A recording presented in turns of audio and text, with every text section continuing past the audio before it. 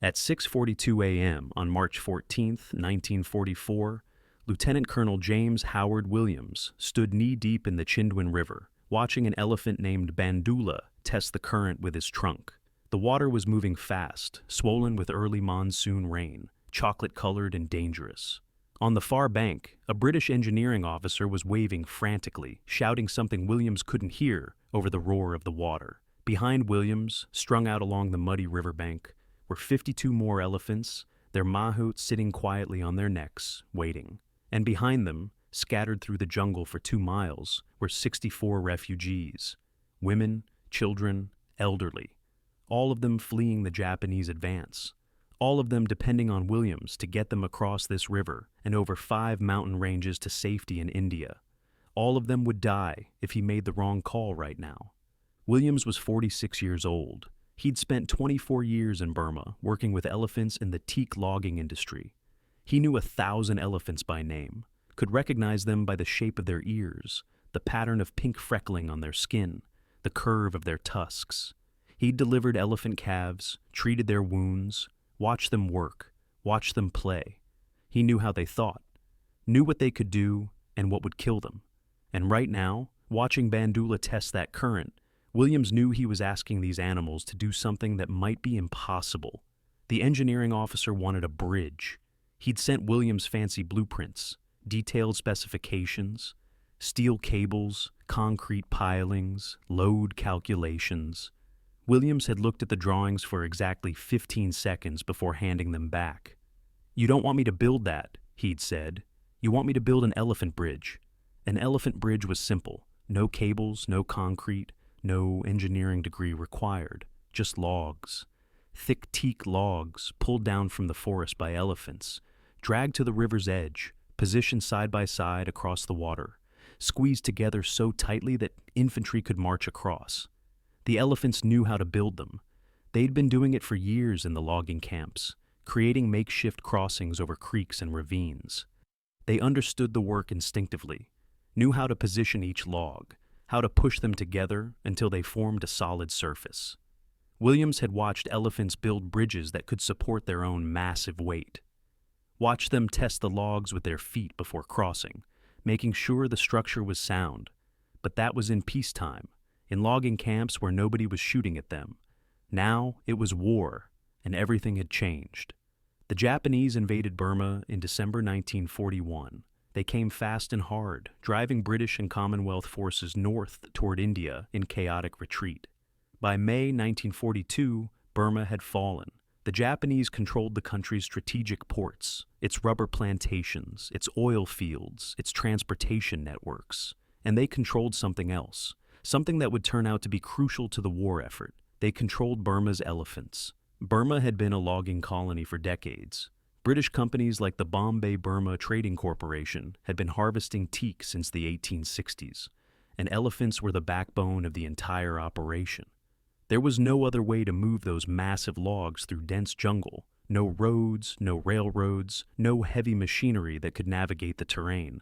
Just elephants, strong, intelligent, able to work in conditions that would destroy any machine. By 1942, there were roughly 6,000 working elephants in Burma. They'd been trained since birth by mahouts, the Burmese handlers who lived with them, worked with them, knew each animal's personality and capabilities. An experienced elephant could haul logs weighing several tons through jungle so thick a man couldn't walk through it, could ford rivers, climb steep hillsides, work all day in rain or heat. They were living bulldozers, cranes, and transport vehicles all in one. When the British retreated in 1942, they left most of those elephants behind, left them in Japanese hands. And the Japanese, who understood the value of these animals, immediately put them to work, building their own infrastructure, roads, bridges, supply depots, everything the Imperial Army needed to consolidate its hold on Burma and prepare for further advances into India. Williams had escaped that first retreat, barely. He'd evacuated his family to India, then returned to Burma as part of Force 136, a special operations unit under the British Special Operations Executive. His mission was simple on paper, nearly impossible in practice. Get behind enemy lines, find his elephants, and bring them back to work for the Allied war effort. The problem was that Williams cared about these elephants, really cared, not just as working animals or military assets, but as individuals. He knew their names, their histories, their personalities, knew which ones were brave and which were skittish, knew which mahouts had gentle hands and which ones were too rough, knew that these animals felt fear and pain and stress just like humans did. And now he was about to ask them to work in a combat zone. The first elephant bridge went up in June 1942, south of Imphal, near the Indian border. A British unit needed to cross a tributary of the Manipur River. Standard engineering equipment was weeks away. Williams told them he could have a bridge ready in 6 hours. The commanding officer laughed, said that was impossible. Williams didn't argue. He just nodded to his lead mahout, a man named Po Tok, and Po Tok nodded to Bandula. Bandula was 9 feet tall at the shoulders, with lavender-gray skin and pink freckling around his ears and trunk. His tusks curved up like the arms of a Burmese dancer. He'd been born the same year as Williams, November 1897, and Williams had always thought of them as twins. One human, one elephant, but somehow connected. Bandula had been trained differently than most elephants. The standard method was brutal, violent, designed to break an elephant's spirit and force obedience through fear. But Po Tok, Bandula's mahout, had refused to do it that way. He'd trained Bandula with patience, with gentleness, with love. And the result was an elephant who didn't just obey commands. He understood them, thought about them, made decisions. Williams watched Po Toke guide Bandula into the forest, watched the elephant select a fallen teak log, wrap his trunk around it, test its weight, watched him drag it to the riverbank, position it across the water at exactly the right angle, then another log, then another, each one positioned with precision, pushed tight against the previous one until there was no gap between them. Other elephants joined in, 7 of them working together, moving logs that weighed over a ton each, placing them with the care of craftsmen. They didn't need constant direction. They understood what the bridge needed to be, understood how to make it strong. 4 hours and 37 minutes later, the bridge was complete. The commanding officer walked across it first, testing its strength. Solid. Absolutely solid. He turned to Williams with an expression somewhere between amazement and disbelief. "How many of these can you build?" he asked. Williams smiled. "As many as you need." By August 1942, word had spread through the British 14th Army. Every unit wanted elephant bridges. They were fast to construct, required no specialized equipment, and could be built in locations where conventional engineering was impossible. Williams and his growing elephant company were building bridges across rivers, through swamps, over ravines. Everywhere the army needed to move, the elephants cleared the way. But bridges were just the beginning. The elephants carried supplies, mountains of supplies, ammunition, medical equipment, food, fuel, everything an army needs to function. They could carry loads of 1,200 pounds through jungles so dense that trucks couldn't penetrate it, could work in mud that would bog down any vehicle, could operate silently, unlike the growl of engines that announced a convoy from miles away. They rescued wounded soldiers, carrying them out of combat zones on specially designed stretchers. They pulled artillery pieces into position, hauled them up hillsides where no truck could go. They cleared roads, dragging fallen trees out of the way, moving boulders, creating paths where none had existed. Field Marshal William Slim, commander of the 14th Army, later wrote about the elephants in his introduction to Williams's memoir. "They built hundreds of bridges for us," Slim wrote. "They helped to build and launch more ships for us than Helen ever did for Greece. Without them, our retreat from Burma would have been even more arduous and our advance to its liberation slower and more difficult." At the peak of operations in 1944, Williams commanded more than 1,600 elephants and their mahouts. It was the largest elephant operation in military history, and it was all held together by trust. The elephants trusted their mahouts. The mahouts trusted Williams. Williams trusted that these animals could do things that seemed impossible. But the Japanese knew about the elephants too. They understood that Williams's elephant company was a strategic asset, that these animals were helping the British advance. Japanese intelligence put a price on Williams' head. Their pilots started targeting elephant convoys, strafing them from the air, dropping incendiaries to start stampedes. American pilots, trying to prevent Japanese forces from using elephants, did the same thing. They machine-gunned elephant columns, not knowing which side the animals were working for. When bullets didn't stop them, the pilots dumped firebombs, hoping to scatter the herds. Williams lost elephants. Good elephants? One named Pagoda Stone was killed by a landmine. Others were caught in artillery fire, wounded by shrapnel, burned by explosives. Their mahouts died too. Men who'd spent their entire lives with these animals, killed while trying to protect them. Every loss ate at Williams. He felt responsible. These elephants hadn't started this war, hadn't chosen to be part of it. They were just caught in the middle, doing what humans asked them to do, dying because of human conflicts they couldn't understand. The worst was the ambush near Kalewa in October 1943. Williams had gotten intelligence about a group of elephants being held by Japanese forces, 40 elephants, hidden in a remote valley, guarded by Japanese troops, but cared for by Burmese mahouts who were secretly loyal to the British cause. Williams organized a rescue operation, 12 men, moving at night through enemy territory. They reached the valley, made contact with the mahouts, started moving the elephants out. Everything was going according to plan. Then, the Japanese found them. The firefight lasted 17 minutes. 4 mahouts were killed. 3 Indian soldiers died covering the retreat. Williams and the survivors escaped with only 6 elephants. The rest were recaptured by the Japanese. Williams found out later that those elephants were forced to work on Japanese supply lines. Several of them were killed in Allied airstrikes over the next few months. They'd been so close to freedom, so close. But the Elephant Company kept working, because that's what soldiers do.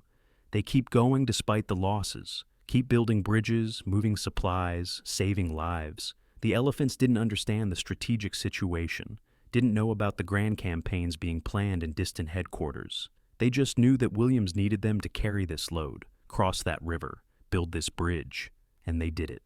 Again and again. The bond between Williams and Bandula grew deeper through the war. There was something almost supernatural about their connection.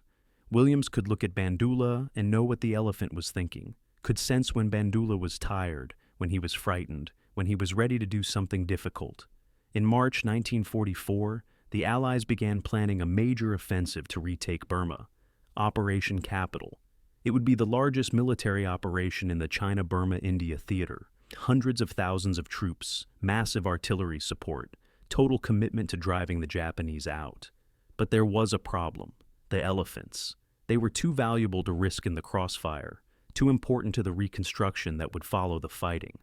And they couldn't be captured by the Japanese, who would immediately put them to work against Allied forces. Williams received orders to evacuate the elephants, get them out of Burma, across the mountain ranges on the border, into the safety of India. It would be the most difficult operation he'd ever attempted. A trek of 120 miles through some of the most treacherous terrain on Earth. 5 mountain ranges, the tallest reaching 5,000 feet. Narrow paths, steep grades, unpredictable weather. And it wouldn't just be elephants. There were refugees too. 64 of them. Women, children, elderly people fleeing the Japanese advance. They couldn't make the journey alone. They needed the elephants to carry them, to carry their supplies, to help them survive the crossing. Williams knew the risks, knew that elephants weren't natural mountain climbers. Their weight made steep terrain dangerous. A slip on a narrow path could send an elephant tumbling down a mountainside, and elephants almost never survive falls like that. But he had no choice. The offensive was coming. The elephants had to move. They started the trek on March 14, 1944. 53 elephants, 45 adults, and 8 calves. 64 refugees. Nearly 200 people total, including the mahouts, soldiers, and Williams' own staff. 15 days' worth of supplies carried on the elephants' backs. The first 2 days weren't bad. The terrain was relatively flat, the weather held. But on the 3rd day, they hit the first mountain range. The path was barely wide enough for a human to walk. On one side, a rock wall rising nearly vertical. On the other side, a drop of several hundred feet into a ravine. Williams sent Bandula first. Always Bandula first. If Bandula could make it, the others would follow. If Bandula refused, they'd have to find another route. Bandula stepped onto the narrow path. His feet were massive, each one nearly 2 feet across, but he placed them with the precision of a dancer, one step at a time, testing the ground before committing his weight. Behind him, Po Tok sat quietly on his neck, whispering encouragement, trusting the elephant completely. It took Bandula 45 minutes to traverse a section that was maybe 300 yards long, every step deliberate, every movement calculated, and when he reached the other side safely, Williams exhaled for what felt like the first time in an hour. The other elephants followed. Some handled it well. Others were terrified, trumpeting in fear, their mahouts having to coax them forward inch by inch. But they all made it across, every single one. Then the rains came, the early monsoon arriving weeks ahead of schedule. The paths turned to mud. The rivers swelled. The temperature dropped at higher elevations, and some of the elephants, used to lowland heat, started showing signs of illness. On the 7th day, they faced their greatest challenge, a sheer rock wall, nearly 270 feet high. There was no way around it. The other routes had been blocked by landslides or Japanese patrols. This was the only way forward. The engineering officer who'd been assigned to the convoy looked at the wall and shook his head, said it was impossible. No elephant could climb that. They'd have to turn back, find another route, even if it took weeks. Williams studied the rock face. It wasn't quite vertical. There were ledges, outcroppings, places where the stone jutted out. Not much, but maybe enough. "We'll build stairs," Williams said. The engineering officer thought he was joking. Stairs? For elephants? On a cliff face? But Williams was serious. He'd seen what these elephants could do, seen how they adapted to challenges, seen Bandula figure out problems that seemed unsolvable. They spent 3 days cutting vegetation, moving stones, creating a crude stairway up the rock face. Each step was roughly 3 feet wide, just enough for an elephant's foot. The treads were made of packed earth and stone, reinforced with logs. It looked insane. Looked like something that would collapse the moment an elephant stepped on it. Williams walked up to Bandula, put his hand on the elephant's trunk, looked into those ancient, intelligent eyes. "I need you to trust me," Williams said quietly. "One more impossible thing." Po Toki guided Bandula to the base of the stairs, gave the command. "Thwar. Climb." Bandula stood still for a long moment. Williams could see him thinking, processing what he was being asked to do. Elephants don't climb cliffs. It went against every instinct. Then Bandula placed his front right foot on the first step, tested it, felt the stone and earth hold his weight. He shifted his weight forward, brought his other front foot up, then his back feet. One step at a time. The refugees watched in absolute silence. The soldiers held their breath. Williams felt his heart hammering so hard he thought it might burst. Bandula climbed, step after careful step, sometimes pausing to test the surface ahead, sometimes reaching out with his trunk to touch the rock wall for balance, but always moving upward, 3 hours. That's how long it took Bandula to climb 270 feet. When he reached the top, when his huge form disappeared over the edge of the cliff, a cheer went up from below. People were crying, laughing, unable to believe what they'd just witnessed. The other elephants followed, every single one. Even the calves, guided by their mothers, made the climb. The entire convoy, 53 elephants, made it up that cliff without losing a single animal. It was, by any measure, extraordinary. Elephants aren't built to climb cliffs. Their anatomy, their weight distribution, their center of gravity, everything about them says it shouldn't be possible. But they did it anyway, because they trusted their mahouts, because they trusted Williams. Because when you ask an elephant to do something and you've earned their trust through years of respect and care, they'll try things that seem impossible. The rest of the journey took another 2 weeks. More mountains, more rivers, more mud. They ran low on food. Several of the refugees fell ill. One of the elephant calves got separated from its mother in a storm and wandered off a cliff in the darkness. Its body was found the next morning, broken on the rocks below. But the rest made it. On April 5th, 1944, the convoy crossed into India. 52 elephants, 64 refugees, and Williams's team, all alive, all safe. Williams didn't rest. Within a week, he was back across the border, operating behind Japanese lines again, building more bridges, moving more supplies. The Elephant Company returned to Burma in May 1944 and worked through the rest of the war, supporting the British offensive that eventually recaptured the country. Bandula died in mysterious circumstances in late 1944. Williams found him shot in the head, his right tusk removed. Williams believed Po Tok had killed him, though he could never prove it. The theory was that Po Tok couldn't bear the thought of anyone else working with Bandula after the war, couldn't stand the idea of his beloved elephant being separated from him. So he'd killed Bandula rather than let that happen. Williams carved words into a giant teak tree where Bandula was buried on the Burma-India border. Bandula, born 1897, killed in action 1944. The war ended. The British and their allies won. Burma was liberated. And the elephants, those extraordinary animals who'd done so much to make victory possible, went back to being logging elephants, back to hauling teak through jungles, back to the obscurity they'd come from. Williams wrote several memoirs after the war. He never became famous. Most people who read about World War II never heard of him or his Elephant Company. The Burma campaign itself was called the Forgotten War, overlooked by history in favor of the battles in Europe and the Pacific. But the elephants remembered, the mahouts remembered, the soldiers who'd crossed those bridges, who'd been carried to safety, who'd watched elephants climb impossible cliffs, they remembered. And maybe that's enough. Maybe the best stories aren't the ones that get told the most. Maybe the best stories are the ones that survive in the memories of the people who were there, the ones who saw what real courage looks like.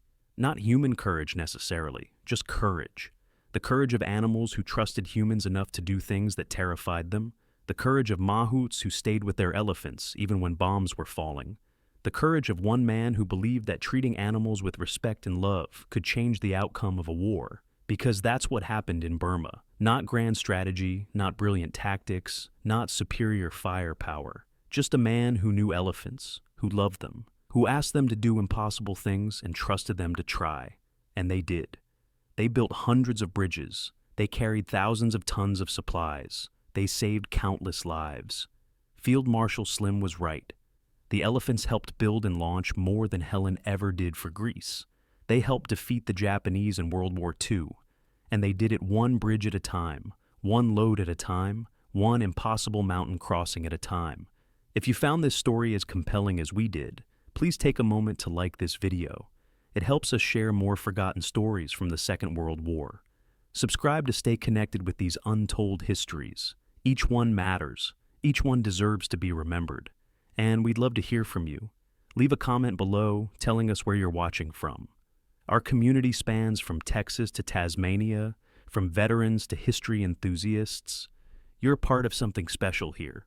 Thank you for watching, and thank you for keeping these stories alive.